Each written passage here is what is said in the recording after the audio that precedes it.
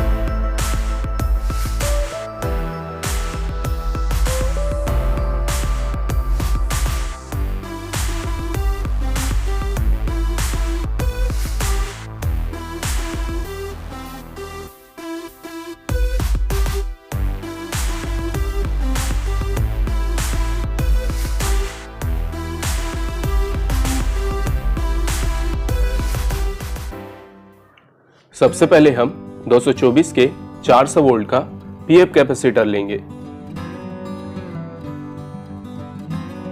फिर हम 1 mega ohm quarter what का एक रेजिस्टेंस लेंगे।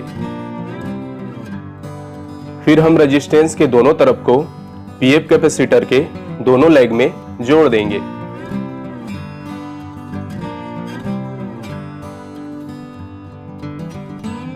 अब हम 4 IN 4007 डायोड लेंगे।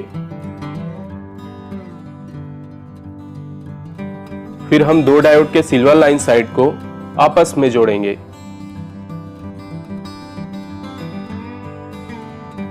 फिर दोनों डायोड के ब्लैक साइड को जोड़ेंगे।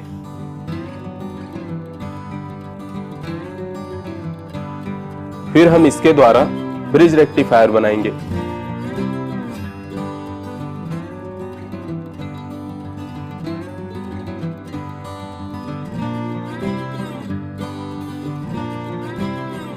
ये AC पॉइंट है।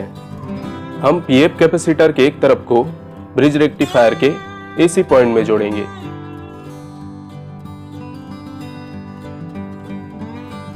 फिर हम 330 ओम 2 वॉट का रेजिस्टेंस लेंगे। फिर इसे ब्रिज रेक्टिफायर के AC पॉइंट में जोड़ेंगे। फिर हम 470 माइक्रोफैराड 40 वोल्ट का कैपेसिटर लेंगे। लंबा लेग कैपेसिटर का पॉजिटिव है और छोटा लेग कैपेसिटर का नेगेटिव है। कैपेसिटर के पॉजिटिव को ब्रिज रेक्टिफायर के पॉजिटिव से जोड़ेंगे और कैपेसिटर के नेगेटिव को ब्रिज रेक्टिफायर के नेगेटिव से जोड़ेंगे। अब हम 5 वोल्ट का जेनर डायोड लेंगे। यह जेनर डायोड का कैथोड है और यह जेनर डायोड का एनोड है। हम जेनर डायोड के कैथोड को मतलब कि ब्लैक लाइन साइड को ब्रिज रेक्टिफायर के पॉजिटिव में जोड़ेंगे और जेनर डायोड के एनोड को ब्रिज रेक्टिफायर के नेगेटिव से जोड़ेंगे। चलिए समझते हैं ये कैसे काम करती है। AC करंट पीएफ कैपेसिटर से बहना शुरू होती है। यह सर्किट के जरूरत के हिसाब से करंट को पास करती है। जब पावर ऑफ हो जाती है तब कैपेसिटर चार्ज रह जाता है। इसीलिए हम 1 मेगा ओम का रेजिस्टेंस यूज करते हैं इसे डिस्चार्ज करने के लिए। फिर करंट ब्रिज रेक्टिफायर में जाता है। देखिए, AC फेज के पास पॉजिटिव और नेगेटिव दोनों होता है। यदि AC करंट यहां से बहती है तो डायोड नेगेटिव वोल्ट को रोकता है और पॉजिटिव वोल्ट को जाने देता है। उल्टे कंडीशन में डायोड नेगेटिव वोल्ट को जाने देता है और पॉजिटिव वोल्ट को रोकता है।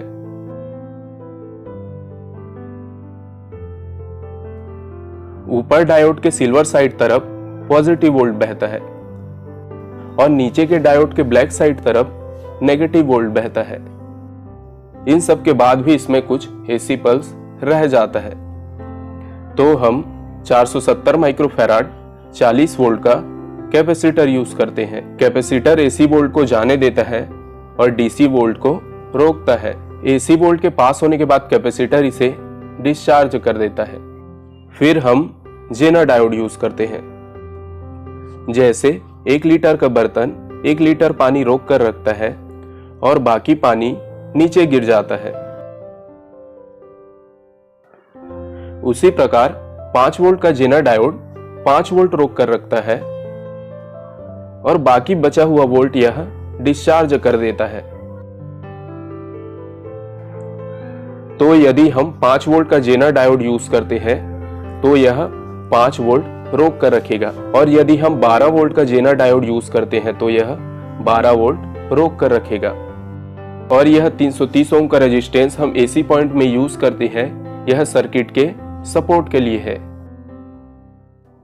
अब हम 1 फीट लंबा तार लेंगे।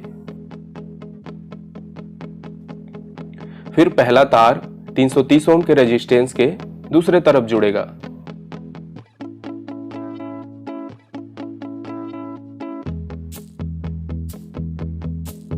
और दूसरा तार पीएफ कैपेसिटर के दूसरे तरफ जुड़ेगा।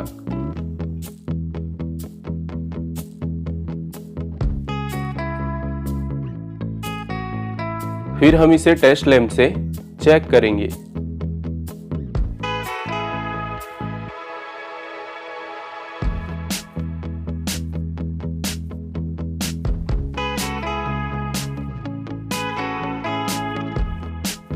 देखिए एसी पॉइंट पर 220 वोल्ट दिखा रहा है।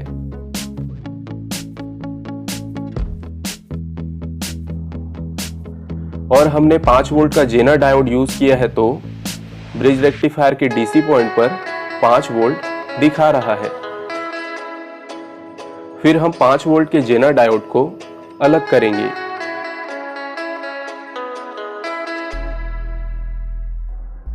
अब हम 12 वोल्ट का जेनर डायोड लेंगे। यह 5 वोल्ट के जेनर डायोड के जैसा जुड़ेगा। Black line side bridge rectifier के पॉजिटिव में जुड़ेगा और दूसरा साइड ब्रिज रेक्टिफायर के नेगेटिव में जुड़ेगा।